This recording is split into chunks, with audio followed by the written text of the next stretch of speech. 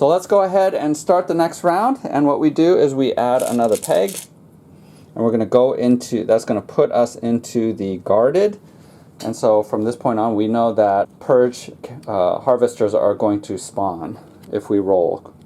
Up here, relax and guarded malfunction. The nearest purge to a trader suffers a catastrophic systems failure. Remove it from play. There are no purge out right now, so when these conditions don't happen, it's just finished. You don't do anything. So we move on to the trader phase, and the first player token is passed on. So Jace's team is going to, I'm going to go ahead and have Lars do a search action. So he's going to use one of his actions to search by opening up the crate. And here we see there is a better gun. So anything that rolls 2 dice is better. And then this means you can add more bullets to the shot to increase the number of dice that you're rolling. And so this is a pretty good gun. It has the value, I can resell it for 4 UA, which is pretty good. And so Lars is going to go ahead and carry that gun, and he's going to get rid of this one. Now, when you're playing 2-player, you want to keep this a secret, the contents in here secret, because you don't necessarily want them to know whether or not there's good loot here in this box. But for our purposes, obviously, I'm going to be showing you all that's in there. So here, this is just a straight 2 UA credits. I know it says 2,000, but it basically gives you 2. Cash is always worth something, so I'm going to go ahead and carry that. And then this is an ammo box, a 7+7. Alright, so I had to look up what this ammo box was, and basically it has 2 batches, so you can reload your gun twice. That's why it says 7, because each clip holds 7 bullets. And on the first use, the token is flipped over, and then on the second, it's discarded. And then if the item has not yet been discarded at the end of the campaign mission, it is refilled and automatically placed face up in the next mission, so it reloads. So this is actually a pretty good item, because most of the ammo is only 1 shot, reload, and then you get rid of it. So I'm going to go ahead and have him hold that, and he'll have 2 free reloads right there, and it only takes up 1 slot. Now he's full. You're limited by the amount of space that's available here, and so he can't carry anything more. So he's going to go ahead and drop off his item there and put the top back on. Now that only took 1 action to search, so he's going to go ahead and move. Now remember, the event was only last round, so he's going to go back to moving only 4 inches. So he's going to start making his way towards the middle, and this is going to place him right here. So Lars is finished. Here we're going to have Ariana go ahead and do a search. So she's going to look inside of here. Let's see what items are available for Ariana. We've got an ammo mag. Okay, so this is sort of your normal. You discard and you after reloading. So she's going to, well, I don't think she's going to grab that. Instead, because these are 2 pretty good guns, she's instead going to get rid of her base weapon and grab this military pistol, which is worth 4, and this energy pistol is also worth 4. And so let me explain the differences between these 2 guns according to the symbols. So the first circle is how many dice you roll if the target is within short range. And again, here the ruler, the range ruler, shows short range, which I think is about 5 inches. Yeah, this is 5 inches. And then anything in medium range is what you use the middle number for. So this gun, you still roll 2 dice. This gun, you roll 1. And then anything beyond medium range is long range, and that's what the third circle is for. And so these pistols, they're unable to shoot anything beyond medium range. These symbols mean something else. This here, this cog here means this weapon cannot jam. So basically, when you're rolling your dice, if while you're rolling dice you do exactly what I did and you roll 2 hazards while you're shooting, it jams your gun. And so what you have to do is you turn the gun upside down in your slot to show that you cannot shoot it until you spend an action to unjam it. So basically you're wasting an action and the gun actually doesn't fire. One of the things that's important is, let's say he rolled 4 dice, and even though this might count as 2 hits, whenever it jams, it didn't fire at all. So there's no damage that ever happens when you jam your weapon or you misfire your weapon. So this symbol basically means that it can't be jammed, and so it's reliable, so you don't have to worry about that. That's a pretty good feature. This little icon means you can charge the weapon. So basically, if you choose to, you can fully empty all of your bullets in one powerful blast. And so here you see if there are 4 to 5 ammo pegs that were removed, when you remove all of them, you add 2 extra combat dice to your attack. If you had 6 or 7 ammo pegs that you totally removed, then you're adding 3 additional combat dice to your attack. And so that's to have a supercharged attack. Unless you're facing one of the live ones, I actually don't think it's worth emptying an entire clip. Unless you do have a reload, then it might be worth it. So I think this is actually a better gun than this one. But I'm going to go ahead and have her grab both of them because they're worth money if she brings it back to her ship. And she's going to go ahead and grab the ammo in case she runs out. And we'll put her scrub weapon in here. So that was just one action for her to search, and she's going to go ahead and move. And remember, she gets 1 extra movement, so her total movement is 5. And so she's going to move up to here. And that was Ariana. So Renton here is going to do a normal move of 4 inches because he can do his 4 inches and close the gap with an effortless action by moving 1 more inch. And then that was his first action. For a second action, he is going to go ahead and search. So let's open this up. And see how you are able to, at least in this scenario, upgrade and get better weapons pretty quickly right off the bat. What we have here is 2 armor and 1 weapon. Again, this bullet symbol means burst fire. So even though he's only rolling 1 at short range, I can choose to burst fire 1 more by pulling another peg off of the ammo in order to roll an extra die. And so this allows me, in effect, I can roll 2 dice if I spend 2 ammo tokens. And then same thing here for medium range, I can roll up to 3 dice by pulling off another ammo token.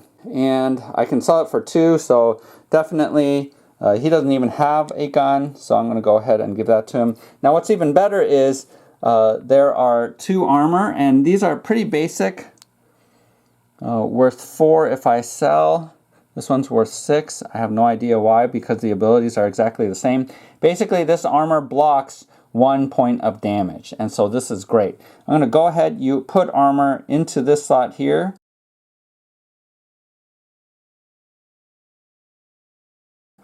You're supposed to pull this out and replace it because this skill goes away when you put on armor, but I just lay it on top. And so he's going to have 1 armor, and then I'm going to save that and hold that because I'm going to give it to one of my other friendlies so that they can have armor as well. And so this crate is empty, so we're going to put it back, and that finishes his turn. Now we're going to go ahead and have Gak spend an action to open up what's in this chest. And so he needs a weapon, so he's going to go ahead and pick this up.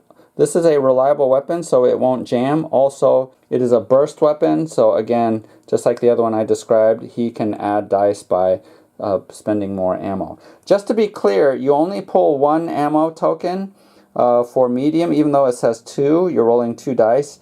You're only pulling 1 ammo in order to shoot, even though you're rolling 2 dice. In order to make that burst, you just pull an extra 1 off to roll 3 dice. This is 3 credits, which is 3 EU. I'm definitely going to grab that. And then a laser cutter for doors. We actually don't have doors that we need to cut. And because he has no more slots, I could get rid of his health slot, but he only has 3 health, so I'm going to keep that and put this back into the crate. So that was his first action, and Gak is going to move into this main room, and he's going to move 4 inches, which will be right here. So that was his actions. Jace, as the only one who's left, he's going to go ahead and move here and open up this crate. Oh, a lot better armor. So basically what this means here, this 2 down at the bottom, is this counts as a close combat weapon. I'm not exactly sure how armor does that, but it gives him a close combat skill of 2, which is better than his knife. So he's going to go ahead and equip that as his armor. And if there was a number here in the middle, what that does is it basically, so some items, let's say it has a value of 2 in the middle. Basically, it will block 2 damage that's coming in, but if there's ever 3 or more damage that comes in, it will block those up to the value, but then it destroys the armor, so you take the armor away. So that's why this shield up here I think is better, because you're guaranteed to block at least 1 every single time, and it isn't in danger of being destroyed. Oh yeah, look at that. This was a 16 UA value if you were to buy it, and we could sell it for 8, so this is a high quality item. We have 2,000 credits, just regular money, and we have a close combat weapon, a baton, but again, I just picked up a value 2 melee weapon through the armor, so I'm going to get rid of that. I'm going to hold on to this. And then finally, Roy Kirk. He's just going to move in. Can he make it to the console? He can if he double moves. He's going to come here to the console, and next turn he's going to use an action to interact to grab that objective, as long as someone doesn't do it before him. Even though all of the traders went, we do have one NPC who did become a trader, a part of the trader crew. So Butler is going to act, and we're going to have him. He also has 2 actions, and so he's going to function essentially just like a regular trader. So what I'm going to have him do is just move. So he's going to move 4, 8, so he can get to that crate, but he doesn't have enough actions to open it just yet. So he's just going to stay right there. Now all of the traders have gone, and it is the Purge Face. So now that we're in the guarded section, I'm going to go ahead and roll this die, and none appeared. But let's go ahead and make this a little exciting. Let's say I did roll a 1, and that means a harvester, and all of these symbols, right, are different. So that's the symbol for a harvester, the basic Purge character. What I do is I take the random dice after one spawns, and I roll it, and I look at the number. So it says number 4, and all along the perimeter of the board are numbered tokens of where the Purge are spawning. So one of the harvesters is going to spawn right here next to the spawn point. And then it actually does activate the same turn that it spawns. Harvesters, their stats are pretty low. They only get 1 action. Now this ability makes it so that if they are able to get into melee base to base with a non-purged model, they get a free attack. And that's how they get their attack off, is the same turn that they go into melee, they're able to do a hand-to-hand attack, and they're rolling 2 dice for that. What are these symbols here? The top one basically means their vertical movement and how many inches that they can move up with no penalty. And the bottom is their horizontal jumping movement, if they need to jump across a gap or over an obstacle. So for example here, since this guy can go 3 inches, he would be able to jump over this if for whatever reason he didn't want to go around. So that's what those numbers mean.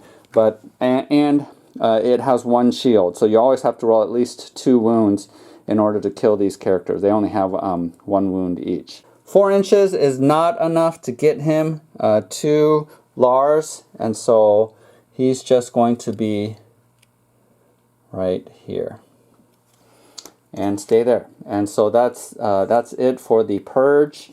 And then we're going to go ahead and roll for the NPCs. I'm going to go ahead and roll for Butler. Again, that does mean that he can become a live one, but when you look at the hostility track, the only time that die comes into effect is when a live one can actually spawn. So until we get to Cover Me, you just ignore this dice, and any NPC that rolls that, nothing happens.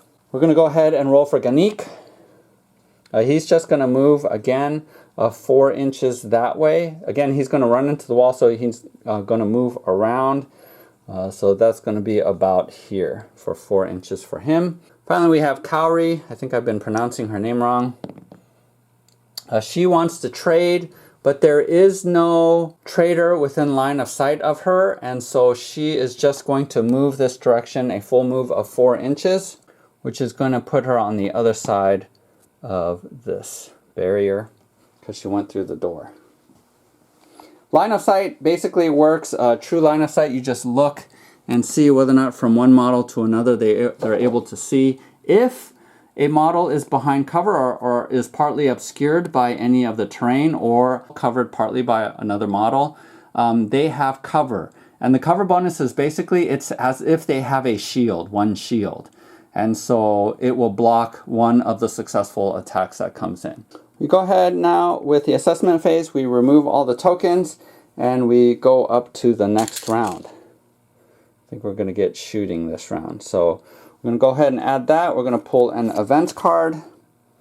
We're still in the guarded phase. So place 1 harvester at the nearest entry point to a trader. It is going to be back there with Renton. So we're going to go ahead and place this guy at the entry point. And so he is going to activate during the purge phase, which is good that he doesn't engage him right now. So the first player marker will go back to Ariana's team. And what she is going to do, I think she's going to take a pot shot at him because she doesn't want him to get any of the loot. So she's going to go ahead and shoot, and I'm pretty much sure she is within short range, which is true. Here are his stats. He has no armor. So all civilians, all NPCs basically have 1 hit point. And so just 1 success is going to kill Butler. So she's going to go ahead and use an action and shoot with this die. I'm going to roll 2 die for short range. And I get 2 hits and Butler is basically taken out. So that was her first action. And then for her second action, she is going to go ahead and move through this door. And she will have plenty of room to be able to get in here. But she's doesn't have enough actions to search. So that ends her turn.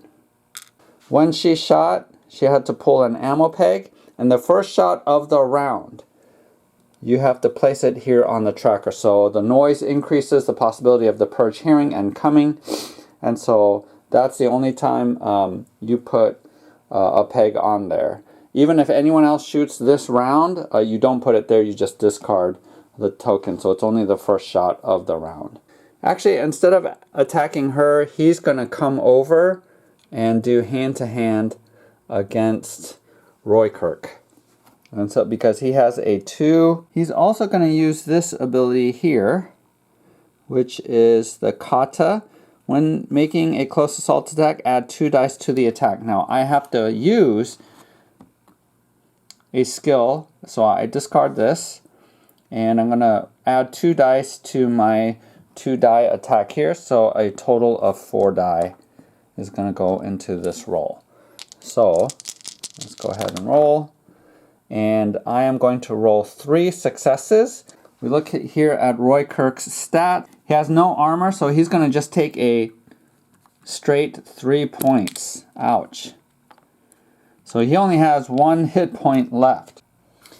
Now, Jace also has this ability here, which is Onslaught, which you use after scoring 1 or more hits on an enemy in close assault, make another close assault action. But you can only use a skill once per round. So I already used my skill, so as tempting as it is to use that, I would love to use that and get another attack to finish off Roykirk. I already used one and I can't do that again this round. So he has activated. Roykirk is going to go ahead and use an action to interact and gain this token. It is a little strange that he is able to hack into a computer while someone is attacking him hand to hand. I'm pretty sure that's still legal though. So he's going to go ahead and grab that, and he's actually going to run away and try to get back to the ship. Now, when you're in melee and you choose to withdraw, there is an opportunity attack. Jace will get a free melee attack. So this might be really stupid, but he's desperate, so he's going to go ahead. He's going to roll 2 dice. And he lucked out because there was no successes at all. And so he's going to be able to flee and move 4 inches back from where he was. And so he's going to just be able to come back here and be undercover. So that was really lucky for Roarkirk. And as a effortless action, he's going to use his Medi-Stim pack to gain 2 hit points back, which is smart. So let me go ahead and explain something about melee attacks. So Jace just had a natural 2 to his attack given to him by his armor, but there are weapons that have all 3 of these stats in place. So let me give you an example here of this short sword. Here the base attack is going to be, you're going to be rolling 2 dice, but you can choose to make a heavy hit. And here you just declare you're going to make a heavy hit and you're going to roll 3 dice in a melee attack. But the hazard of doing that is if I roll my 3 dice and if I roll 2 hazards like this, the weapon pretty much breaks and I just flip it over to signify that it's a broken weapon. And unless I have a special ability that repairs items, I cannot use this item. But once this whole scenario is finished and you go back to the ship, the item will automatically be repaired and you can use it the next round. So you're just hazarding the possibility of it being broken. And then this last one is how many dice you roll if you throw. And you can throw these hand-to-hand weapons short distance, and that's how many dice that you roll. Alright, so here Lars has a harvester as well as Renton also has a harvester that's going to be activating, so they either need to move greater than 4 inches away from them or shoot. So Lars is actually going to go ahead because he's going to be rolling 2 dice and shoot at this guy. Within short range he gets 2, which is what he needs because they have 1 armor. So it takes 1 away, but the other one hits it, and so this harvester is killed. He's going to use his second action to go ahead and move. And so he's going to move his 4 inches, which will place him right over here. And then finally, Gak is the last one. He's going to move up and search for his second action. And what's in here? We see, oh, a rare gun. Rolling 5 die. And let's see what that symbol means up there. So this means that this weapon is dangerous. After the shot is fired, the user suffers an attack with a number of combat dice equal to the number in the icon. So basically, if Gak shoots this weapon, he does roll 5 dice, but he also will receive 1 die worth of potential damage against him. Actually, a range reroll is really good. So I might just stick that in there. Yeah, he's going to go ahead and take the better weapon. No, he's in the middle of the opposing crew, so if he gets shot, that would be bad. So I'm going to give up the 3,000 credits and take the health stim pack. So he's done activating. This crew is done activating. He puts this back. Finally, it's going to be Renton's turn. He has a harvester right behind him. Oh, you know what? He has a special skill ability that he's going to use. So here, hack. Shut down a purge character, rank 1 or 2 only, which is both the harvesters and the devastators, within medium range. Remove it from play, or unlock a door, which we don't do in this scenario. So he automatically will kill it. So I'm going to pull out that skill because I don't want to waste another move or an action doing that. So he's removed. So now he is going to move, and he has enough inches to get base to base to Lars, and with an effortless action he's going to go ahead and give Lars the armor. So that gives everyone on that team at least 1 armor against attacks. Alright, so now it is the Purge Face, and here we are still in the guarded. No one spawns. And NPCs, we're going to go with Ganik first. that means he will shoot the closest in range trader, but there is no one. So he's just going to move 4 inches this direction, and that means he's going to end up right here. So Ganeek really isn't doing anything. Kauri is over here. Let's roll for her. She wants to trade, but there is no one to trade with within line of sight or within range, so she's just going to move this direction 4 inches, which means she has to go around this corner and she'll be right there. All right, assessment phase, we just remove all the tokens. First player token goes over to this crew.